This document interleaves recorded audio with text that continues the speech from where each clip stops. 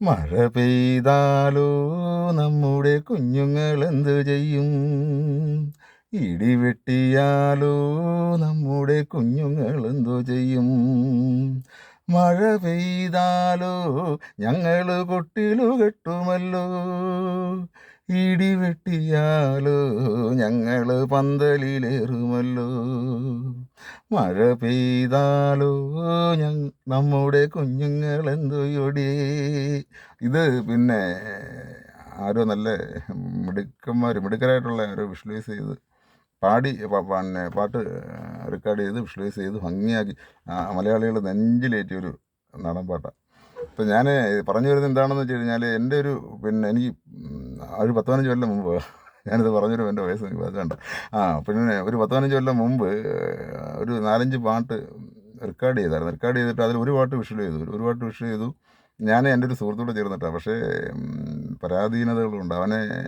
അവൻ്റെ വീട് വയ്പ്പും അവൻ്റെ പെങ്ങളുടെ കല്യാണവും കാര്യങ്ങളൊക്കെ ആയിട്ട് ബന്ധപ്പെട്ടിട്ട് അവൻ്റെ നാട്ടിൽ നിൽക്കാൻ പറ്റിയില്ല. ഗൾഫിൽ പോയി എന്തെങ്കിലുമൊക്കെ ജോലി ചെയ്യേണ്ട ഒരവസ്ഥ വന്നു. അവൻ ഗൾഫിലേക്ക് പോയി.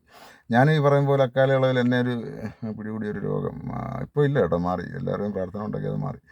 അപ്പോൾ അതും പിന്നെ അതുപോലെ തന്നെ എനിക്കും ഉണ്ടായിരുന്നു. മോളെ ഓരോ വളർത്തലും കാര്യങ്ങളും പഠിത്തവും വീട്ടിലെ ചിലവ്. അപ്പോൾ അതുകൊണ്ട് എനിക്കും അത് കണ്ടിന്യൂ ചെയ്ത് മുമ്പോട്ട് പോകാൻ പറ്റില്ല, വർക്ക് കംപ്ലീറ്റ് ചെയ്യാൻ പറ്റില്ല. അപ്പോൾ ഞാൻ പറഞ്ഞു വരുന്നത് എന്താണെന്ന് വെച്ചാൽ, അതൊരു 5 പാട്ട് ഇതുപോലെ നാടൻ പാട്ടല്ല കേട്ടോ. അപ്പോൾ 5 പാട്ട് ആണ്. 5 പാട്ട് വെച്ചിട്ട് ഒരു ആൽബം ചെയ്യാൻ വേണ്ടിയിട്ടാണ് ഞങ്ങൾ അന്ന് പ്ലാൻ ചെയ്തിരുന്നത്. അപ്പോൾ അതിപ്പോൾ ഞാൻ ഈ അടുത്തിടെ അവനെ കണ്ടു. ഗൾഫിൽ നിന്നൊക്കെ വന്ന ആൾ നാട്ടിലുണ്ട്. അപ്പോൾ അത് മുന്നോട്ട് കൊണ്ടുപോകാൻ വേണ്ടിയിട്ട് സഹകരണാടിസ്ഥാനത്തിലാണ് ഈ പറയും പോലെ. എൻ്റെ കയ്യിൽ എമൗണ്ട് ഒന്നുമില്ല എടുത്ത് ചെയ്യാം. ആൾറെഡി പാട്ടുണ്ട് കേട്ടോ, 4-5 പാട്ടുണ്ട്.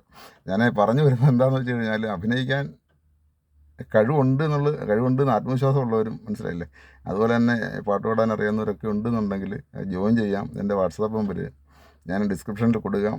വാട്സാപ്പ് നമ്പർ ഇത് തന്നെയാണ്, 85 90 10 79 51. അപ്പോൾ നിങ്ങൾക്കതിൽ നിങ്ങളുടെ ഡീറ്റെയിൽ നിങ്ങൾ സെൻഡ് ചെയ്യുകയാണെന്നുണ്ടെങ്കിൽ തീർച്ചയായിട്ടും എൻ്റെ റിപ്ലൈ തരുന്നതായിരിക്കും. നമുക്ക് കോപ്പറേറ്റീവായിട്ട് ചെയ്യാം.